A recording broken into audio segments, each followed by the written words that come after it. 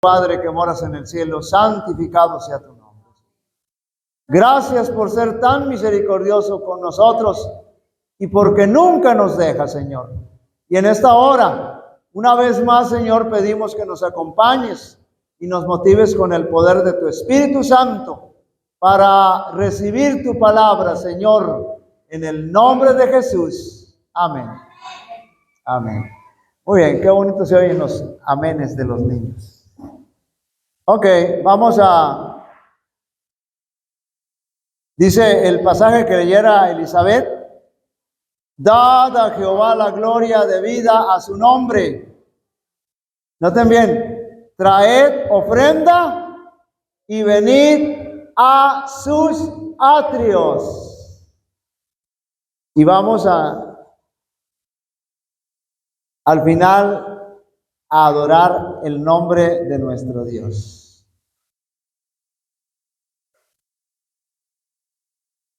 Noten lo que el diccionario bíblico adventista define como adoración: actitud de humildad, reverencia, honor, devoción y adoración que señalan adecuadamente las relaciones entre los seres creados y su creador, particularmente en su presencia. Hermanos, cuando estamos ante la presencia de Dios, nosotros debemos postrarnos, debemos caer rendidos a los pies del Señor. Sí, ¿verdad? Es al único a quien nosotros debemos doblegarnos. Anoche decía, me parece que anoche decía que Abraham siempre se sentaba a las afueras de su carpa para ver si venía algún forastero y poderle invitar de comer y poderlo hospedar en su casa.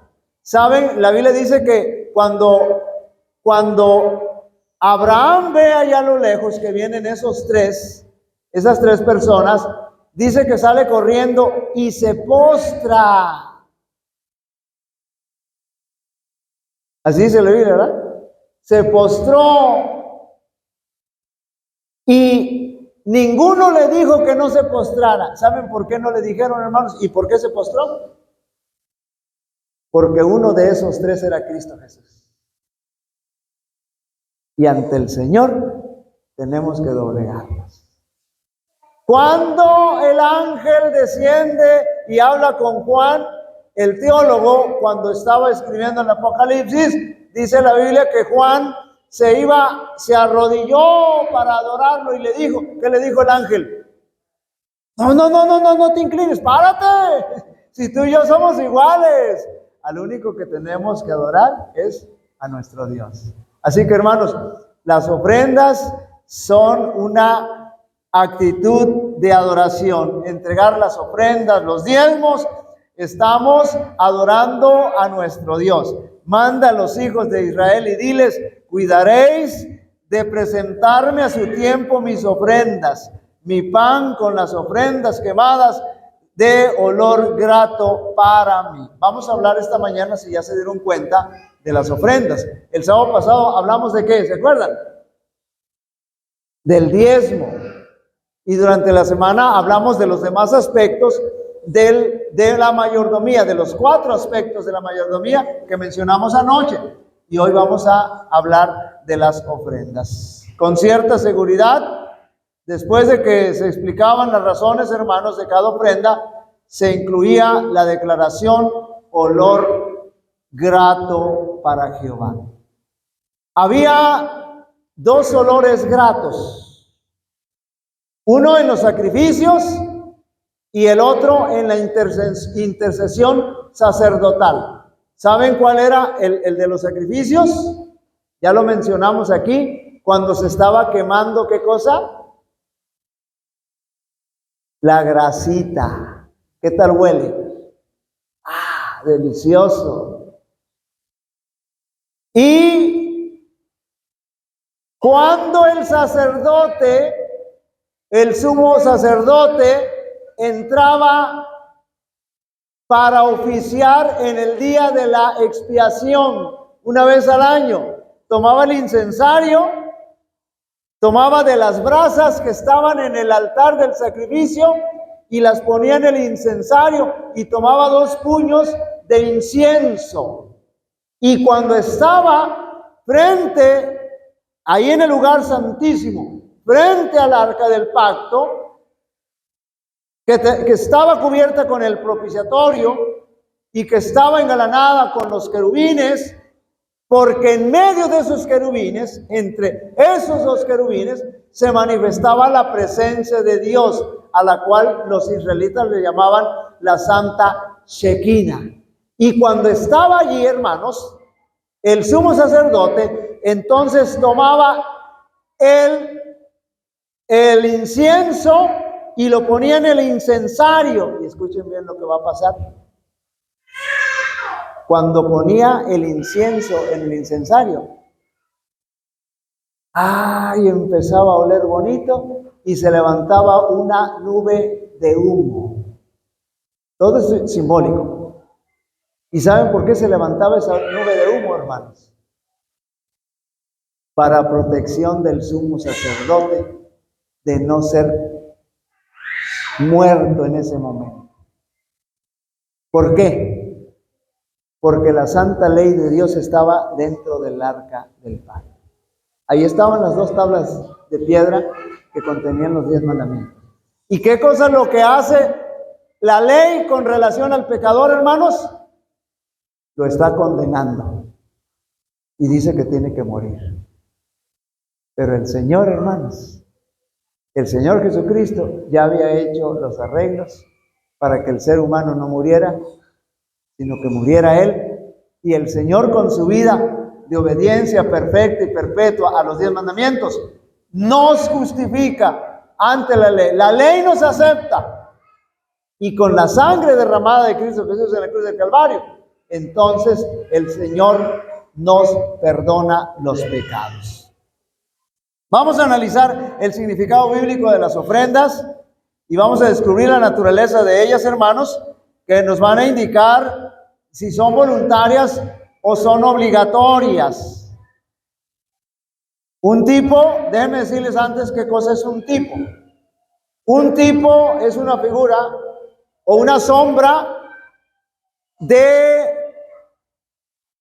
el original, de la realidad. Por ejemplo, el corderito, hermanos, ¿a quién simbolizaba? El de la ley ceremonial, que decía que un corderito tenía que ser sacrificado. ¿A quién simbolizaba? A Cristo Jesús. Entonces, el corderito era el tipo, la sombra de la realidad. Y Cristo Jesús era la realidad, es decir, el antitipo. Entonces, ¿quién es el tipo? ¿Quién es el tipo?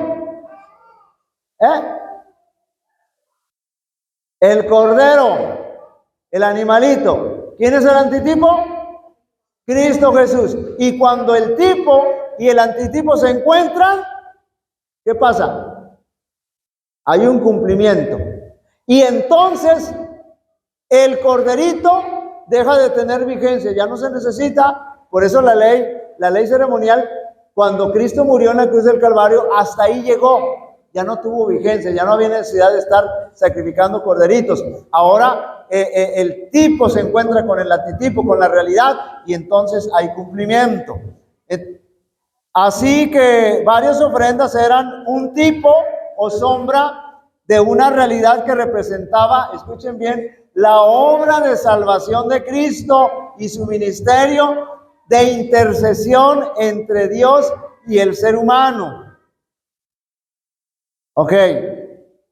Ahora, vamos a ver el sacrificio y la ofrenda del Antiguo Testamento. El sacrificio, hermanos, un sacrificio fue un producto original, animal o vegetal, según el caso, según la situación que se presentaba. El Señor entonces pedía ese tipo de ofrendas.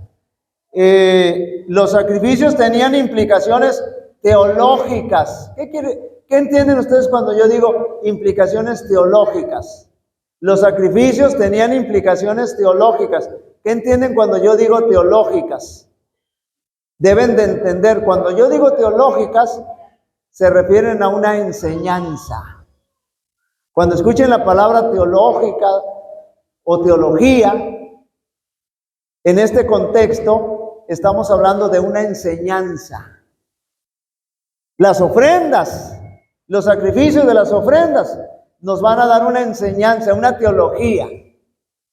Ahora, un sacrificio era la institución divinamente señalada para el establecimiento de una relación entre Dios y el hombre, quebrantada por el pecado, por este último que es el ser humano. Es decir, un sacrificio va a intervenir, va a elaborar una relación entre el pecador y entre Dios, porque se tiene que redimir esta situación. El sacrificio funciona como una sustitución para el ofensor. ¿Quién es el sustituto? El cordero, ajá. ¿Y a quién simbolizaba el cordero? Entonces, ¿quién es el sustituto? Cristo Jesús. Fíjense bien, hermanos, cuando estaba el santuario terrenal y el ser humano pecaba, entonces tomaba su corderito, sin manchas, sin tachas, sin defecto, sin nada, sin contaminación, y se dirigía al santuario y entonces se presentaba ante el sacerdote y confesaba sus pecados, ponía sus manos sobre el animalito, el corderito, y después ¿qué hacía?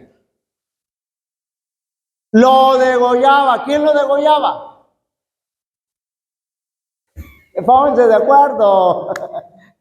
La hermana dice el sacerdote y la otra hermana dice el pecador. Muy bien, era el pecador. El pecador. Porque el sacerdote, fíjense bien, entonces el pecador degollaba al corderito, le cortaba el cuello. Yo les digo a los niños, le mochaba la cabeza y entonces derramaba su sangre. Después de eso ya entra la intervención del sacerdote. El sacerdote va a trabajar ¿con qué?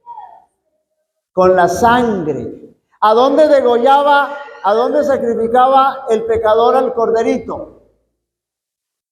En el altar del sacrificio.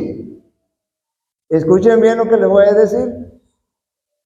Ahí derramaba la sangre el corderito, ¿sí o no?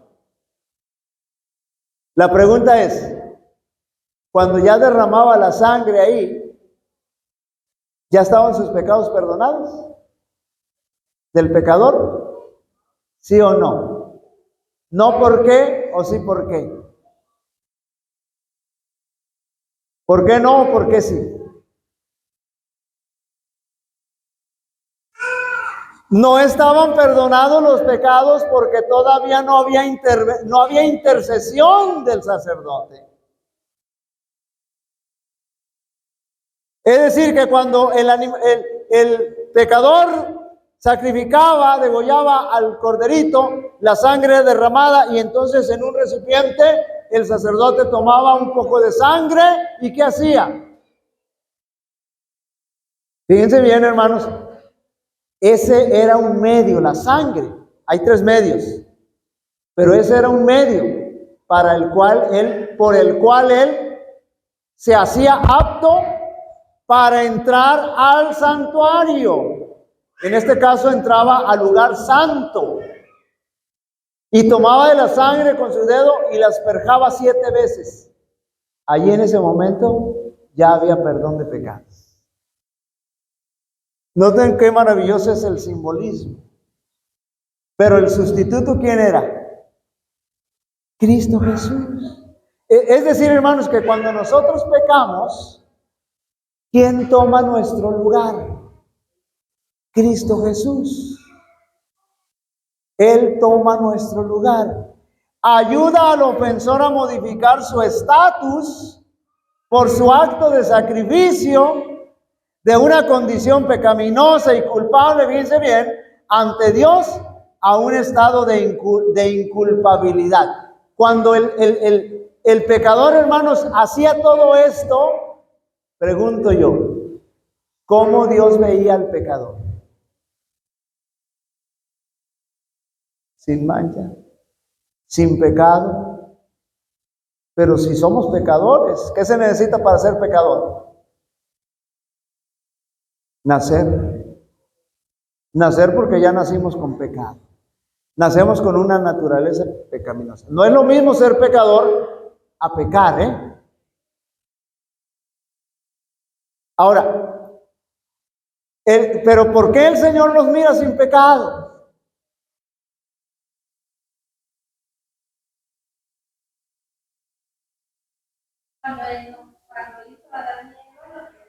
Ajá, pero luego entró el pecado y nacemos.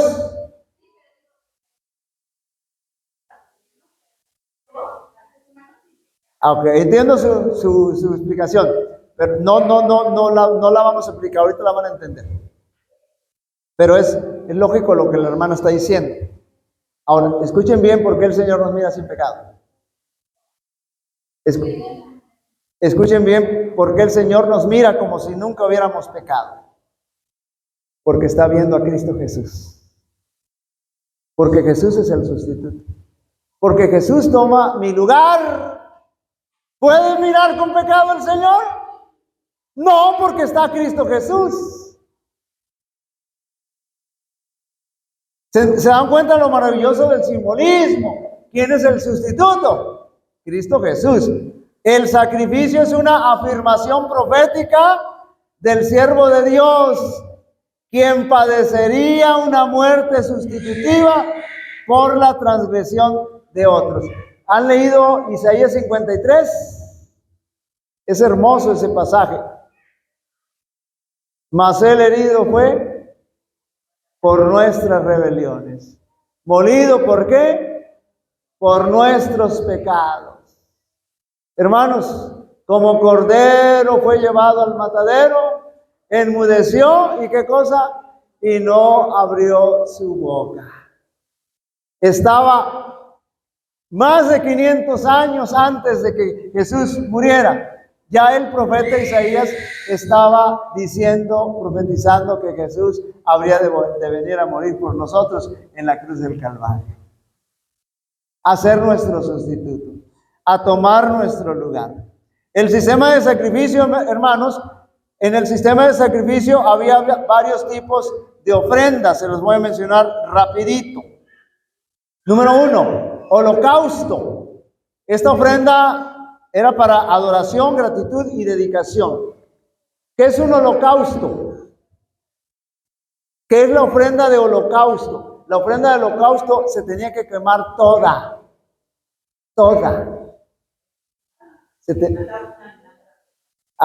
Era un... Sí, pero el punto aquí es que tenía que ser quemada toda. Ahí es donde entra lo que dice el apóstol Pablo en Romanos 12. Que debemos ¿qué dice Romanos 12? Vamos a buscarlo en la Biblia. Romanos capítulo 12, noten bien lo que dice el Señor ahí en Romanos 12, 1 y 2, dice: por lo tanto, hermanos, os ruego por las misericordias de Dios, fíjense bien, ¿qué cosa? Que presentéis vuestros cuerpos, ¿cómo? En sacrificio, ¿qué cosa? Vivo, santo, agradable a Dios, que es vuestro verdadero culto. Es decir, lo que el apóstol Pablo nos está diciendo es que debemos ofrecernos en ofrenda de holocausto, ser consumidos totalmente por el Señor, porque esa es una ofrenda grata al Señor. Es decir, nosotros tenemos que ser una ofrenda grata al Señor. Y el verso 2 dice: no os conforméis a este mundo, sino transformaos por medio de la renovación de vuestro entendimiento, para que comprobéis cuál es la buena voluntad de Dios, agradable y perfecta. Es decir, el apóstol Pablo nos está diciendo que no debemos hacernos igual al mundo, porque ya nosotros nos ofrecimos al Señor como un holocausto, como una ofrenda de holocausto.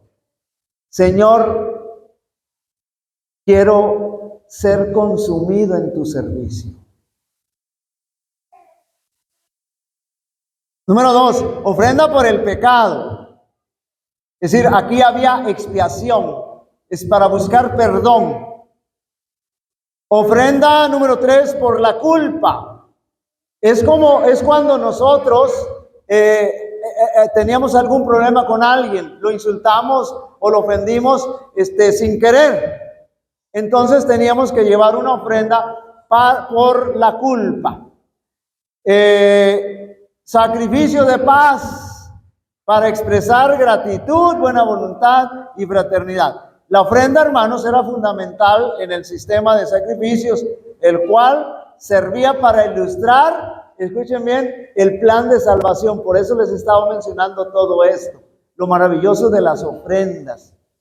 Imagínense ustedes, hermanos, cuando en el tiempo que estaba el santuario terrenal y usted pecaba y buscaba su corderito y lo llevaba ante el sacerdote en el santuario terrenal y lo colocaba allí en el altar del sacrificio y ponía sus manos, Señor, perdóname, todo. Y entonces específicamente, claro, mentalmente, no sé, escuchen bien, el pecador no se iba a confesar ante el sacerdote, no. Ponía sus manos sobre el corderito, que era un sustituto ¿de quién? De Cristo. Así que estaba diciéndole a Cristo los pecados que había cometido. ¿Por qué a Cristo? Porque Él es el medio para el perdón. Sí, qué bonita respuesta. ¿Por qué nos puede perdonar Jesús?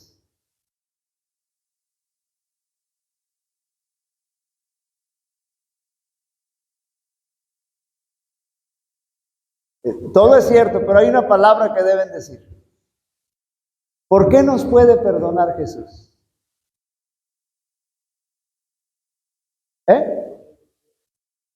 Ajá, sí, pero todo eso entra, pero hay una palabra que no me han dicho. Sí, eso entra, pero todavía no han dicho la palabra. Porque Él derramó su sangre. Y Él está intercediendo.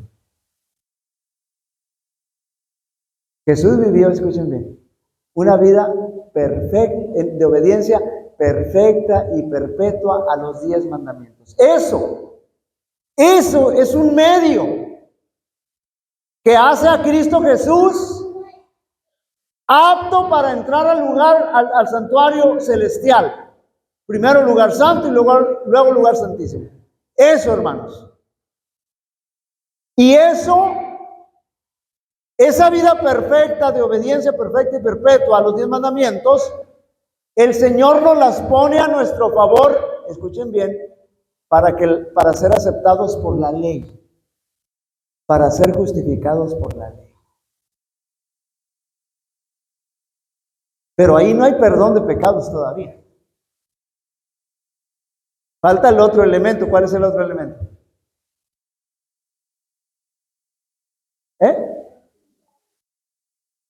No, lo que acabo de decir ahorita. La sangre de Cristo. Son 2 elementos. La vida de obediencia perfecta y perpetua a los 10 mandamientos de Dios por parte de Cristo Jesús. Cuando yo voy a Jesús, entonces quiero que me justifique, quiero que la ley me acepte, porque yo no tengo eso. La ley no me puede aceptar. Lo único que puede hacer la ley es condenarme a morir la segunda muerte. Pero Jesús pone en mi lugar, a mi favor, su vida de obediencia perfecta y perpetua a los 10 mandamientos. Y es como si yo hubiera vivido esa vida perfecta. Ese es el primer elemento. Eso lo hace apto para entrar. Y el segundo elemento es la sangre. Eso lo hace apto para entrar e interceder por mí en el lugar santo. Y después en el lugar santísimo. Yo lo que quiero que entiendan, hermanos, es todo lo que tuvo que hacer Jesús para poder llegar al santuario, para poder entrar al santuario. Porque nos han enseñado que el santuario aquí y allá, pero no hemos entendido todo lo que Jesús tiene que hacer para entrar al santuario e interceder por nosotros. Y ahí está. Y en la cruz, hermanos, no hay perdón de pecados. Sí se derramó la sangre, pero no hay perdón de pecados. ¿Por qué no hay perdón de pecados? A ver, mi esposa, que ya le enseñé esto. Porque no ha habido intercesión. Si el Señor hubiera llegado solamente hasta la cruz y derramado su sangre por nosotros en la cruz, no hubiéramos alcanzado perdón de pecados. Hasta que Jesús entra al lugar santo e intercede por nosotros, porque tiene una vida perfecta, perpetua, de obediencia a los 10 mandamientos, y porque murió por nosotros en la cruz del Calvario, entonces Él nos puede justificar ante la ley y nos puede perdonar. Y cuando entra al lugar santísimo, entonces nuestro Señor Jesucristo va a borrar los pecados para siempre de todos. Así que cuando el pecador iba, imagínense, hermanos, y ponía sus manos sobre el corderito y decía, confesaba los pecados, ¿qué creen que sentía?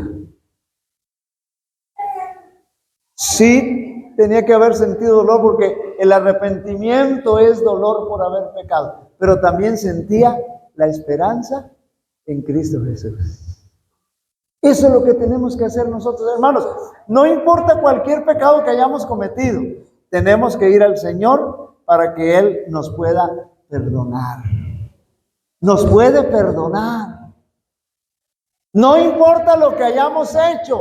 No importa que la gente diga, tú ya no tienes remedio. Mira nada más cómo fuiste capaz de hacer eso. No importa, hermano. Lo que diga la gente no tiene importancia.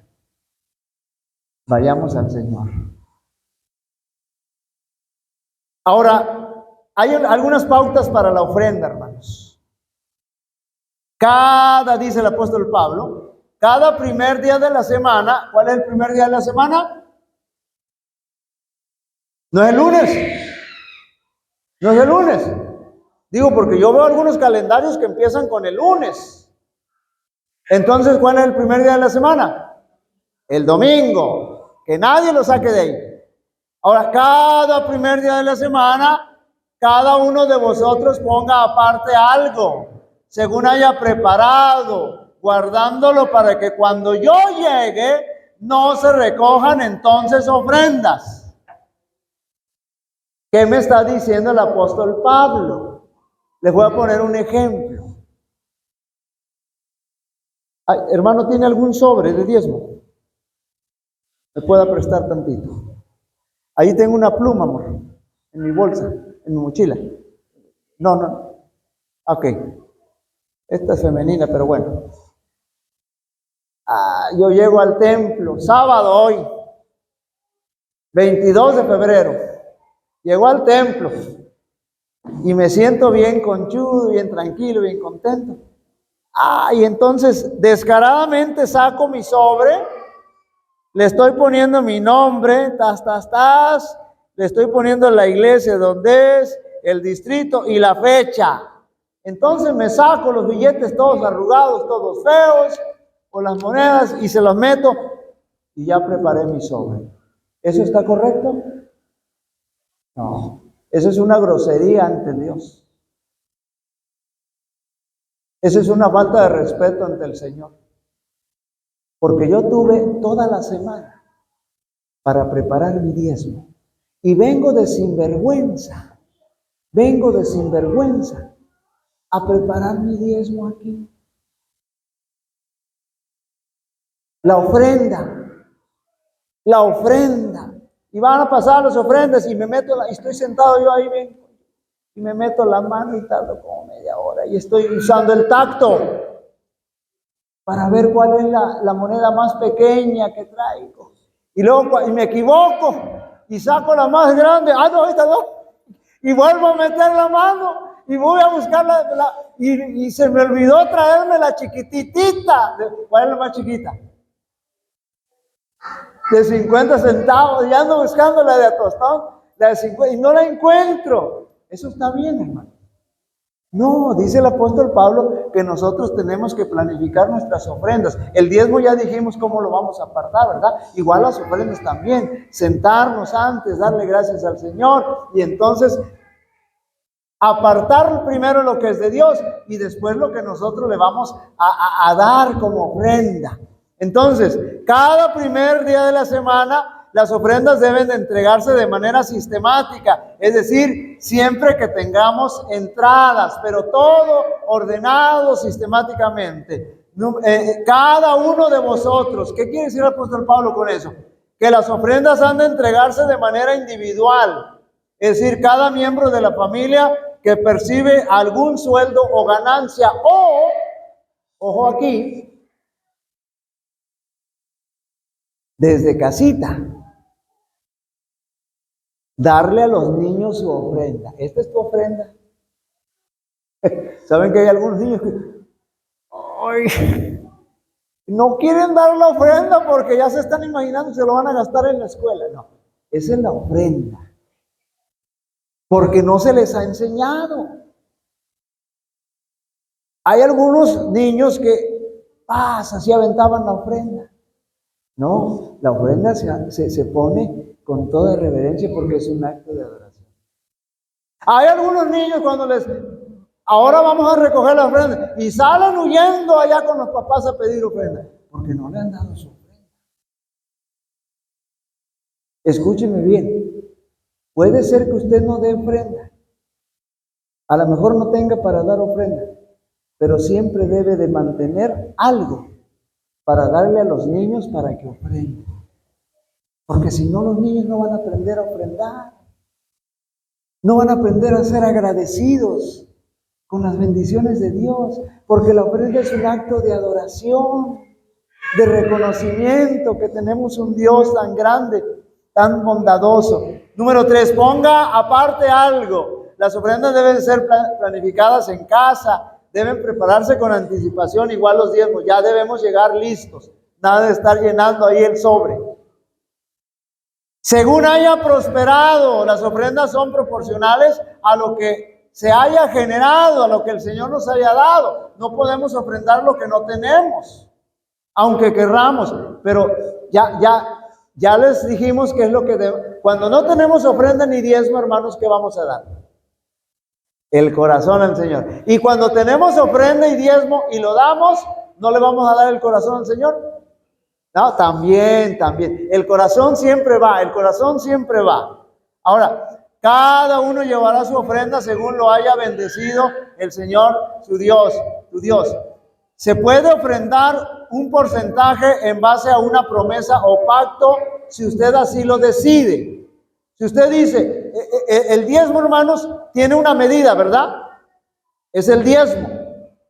Es decir, es una décima parte, un 10%. Ahí está claro.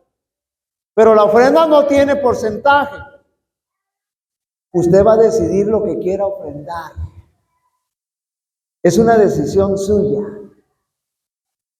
Lo que va a ofrendar. El plan de dadivosidad personal, ¿ustedes saben qué es eso? ¿Plan de dadivosidad personal? Bueno, el plan de dadivosidad personal comprende una ofrenda única. Es decir, para que usted no esté dando ofrendas en escuela sabática, en la ciudad de jóvenes, todo eso, en los cultos. A mí no me gusta eso. A mí me gusta dar la ofrenda cada vez que se pide la ofrenda.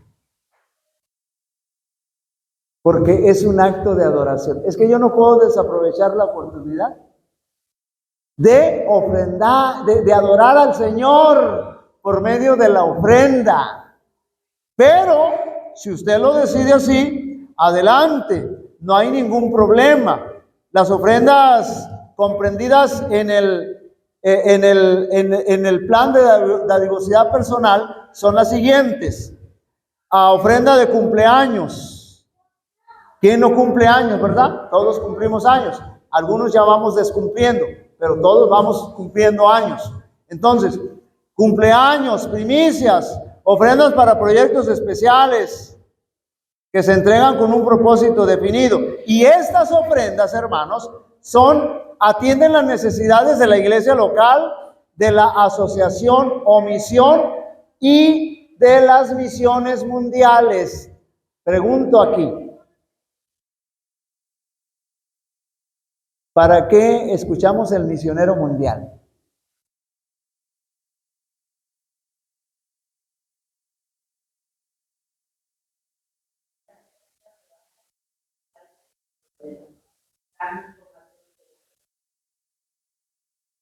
Exactamente. El misionero mundial, hermanos, no lo escuchamos para que nos impresionen con las historias, no.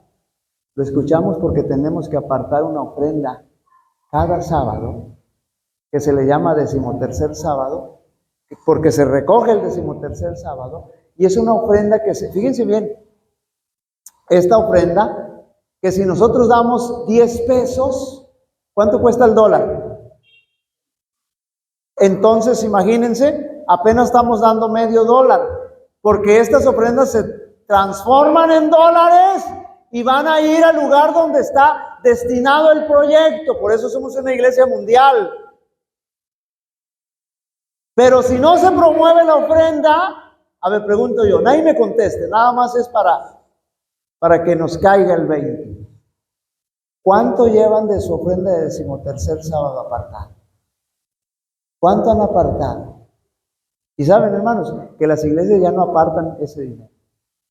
Cuando yo era chiquito, nos daban una recipiente especial y nosotros cada sábado metíamos ahí para el 13º sábado. De tal manera, hermanos, que cuando llegaba el 13º sábado, miren, bastante plata entregábamos, bastante ofrenda, porque no solamente el sábado, sino en la semana, ahí teníamos, acuérdense que tenemos ahí el recipiente de la ofrenda del 13º sábado.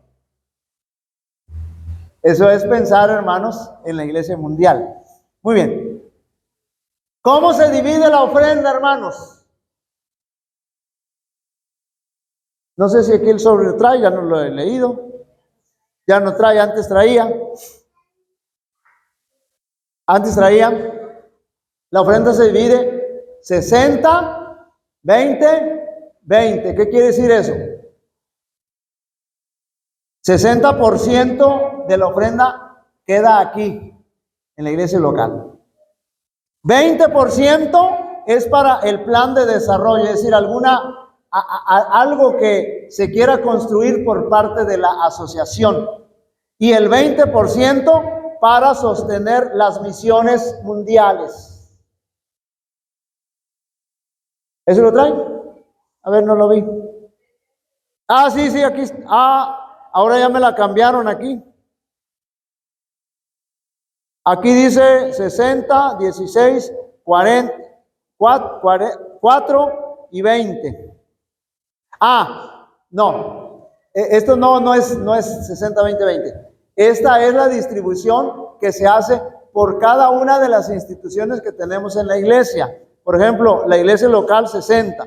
La asociación de esa ofrenda que llega se le va a dar 16%. Y ahí a la división, ¿sí saben cuál es la división? La división es el conjunto de uniones. Sí saben que es una unión, ¿verdad? Aquí, ¿a qué unión pertenecemos?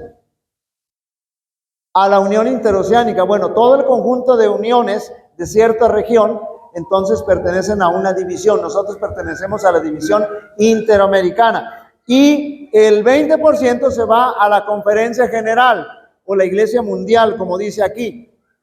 Pero el 60, 20, 20, antes sí lo traía ahí, pero ya entendimos a qué se refiere, ¿verdad? Las ofrendas incluidas en el 60, 20, 20 son las siguientes. Las ofrendas de los participantes en el plan de dadivosidad personal, ofrenda del culto divino, ofrenda de los cultos regulares, ofrenda de la escuela sabática, ofrenda de 13º sábado, ofrenda de cumpleaños, fondo de inversión, ofrenda de sociedad de jóvenes, ofrendas sueltas, es decir, que no tienen definido un proyecto, una línea. Ahora, a su vez las ofrendas que no se incluyen en la distribución 60-20-20 están las primicias y las ofrendas especiales que el dador destinó con un propósito específico, como son los proyectos especiales. O por ejemplo, usted le pone aquí en el diezmo, aquí donde dice otro donativo, ahí puede poner gastos de iglesia. Escuche bien, si usted pone aquí, si pone 100 pesos, esos 100 pesos netos se quedan aquí en la iglesia. Eso no se divide en el 60-20-20, eso se queda aquí. Yo, por ejemplo, cuando quiero contribuir en algo a la iglesia, lo pongo aquí, porque sé que va a ser el 100% para la iglesia. Ahí entra esto. Por ejemplo, proconstrucción, le pongo proconstrucción de iglesia, de templo o gastos de iglesia. Se va a quedar todo ahí. Muy bien.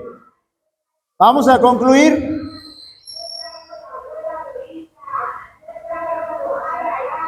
Vamos a concluir, que ahí andan alborotando el hambre con la mojarra.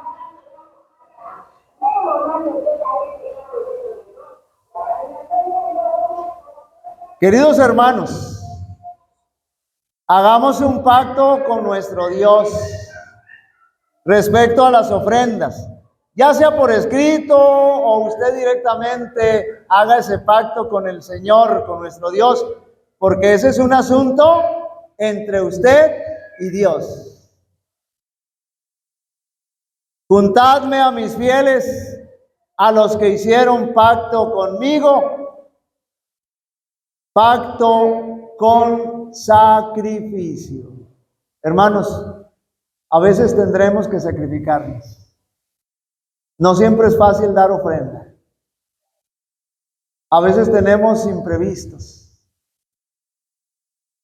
Pero tenemos que hacer un sacrificio, no para ganarnos la salvación, sino porque amamos al Señor y amamos a su iglesia. Porque amamos a la obra. ¿Saben cuánto dio la viudita que echó sus 2 blancas? Era la moneda de menor valor en su tiempo. Pero ¿saben cuánto dio? Dio todo lo que tenía para el sustento de ese día. Así que ella se sacrificó. Se quedó sin comer ese día porque dio la ofrenda. Todos los demás que daban bastante, daban de lo que les sobraba.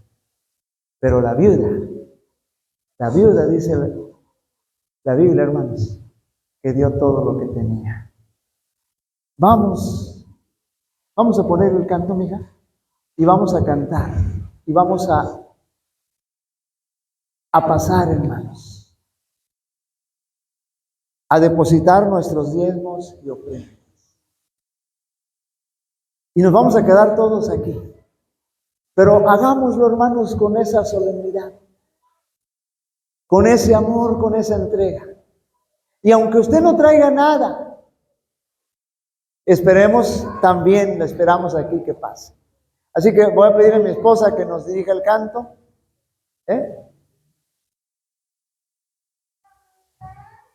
Y nos vamos a colocar en pie.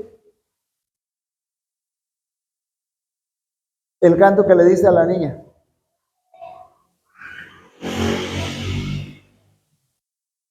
Y a medida que va pasando el canto, hermanos, vamos pasando a dejar nuestros diezmos y nuestras ofrendas.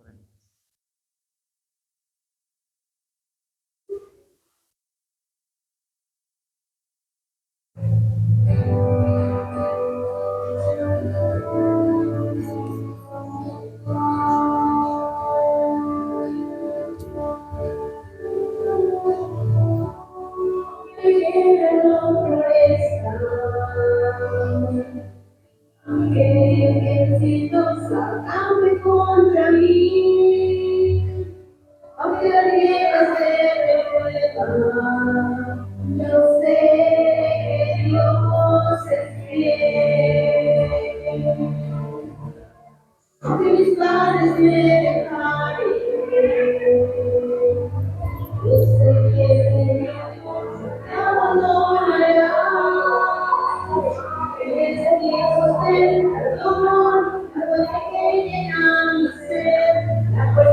Se pueden quedar aquí, hermanos, no se vayan. Vamos a orar al final. Dios siempre es fiel y su misericordia reina. Aquí se pueden quedar, hermanos. Se renueva cada amanecer y dándonos su amor y su poder. Dios siempre es fiel y vengo a darle hoy mi corazón como una ofrenda de mi gratitud. Te entrego todo lo que soy, Señor.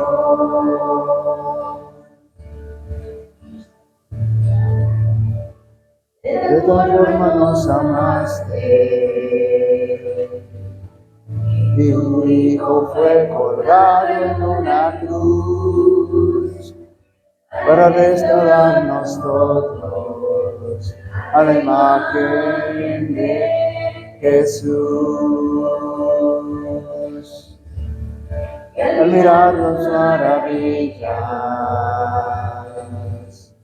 ¿cómo podría yo reconocer y mi vida dedicar cada instante de mi ser al mayordomo fiel? Dios siempre es fiel y su misericordia eterna es, y se renueva cada amanecer, llenándonos su amor y su poder. Dios siempre es fiel y vengo a darle hoy mi corazón, una ofrenda de mi gratitud. Te entrego todo que soy, Señor. Dios siempre es fiel y mi misericordia es. Dices en amanecer, dándonos su amor y su poder. Dios siempre es fiel y vengo a darle hoy mi corazón, una ofrenda de mi gratitud. Te entrego todo lo que soy, Señor.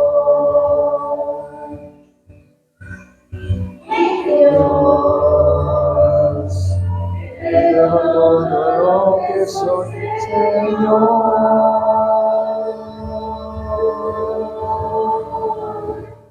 Amén, hermanos. Vénganse para acá, vénganse para que el Señor nos tome la foto aquí todos. Vénganse, hermanos, pásenle, vamos a orar, vamos a consagrar nuestra vida al Señor.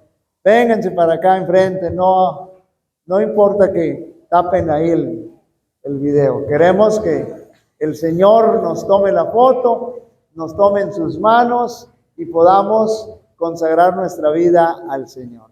Vamos a orar, vamos a inclinar nuestro rostro y vamos a ir al Señor. Querido Padre que moras en el cielo, santificado sea tu nombre. Señor, gracias por toda la misericordia que tienes con nosotros. Gracias porque hasta el día de hoy, Señor, tú no nos has desamparado y no nos has dejado sin sustento. Y en esta mañana, Señor, adoramos tu nombre.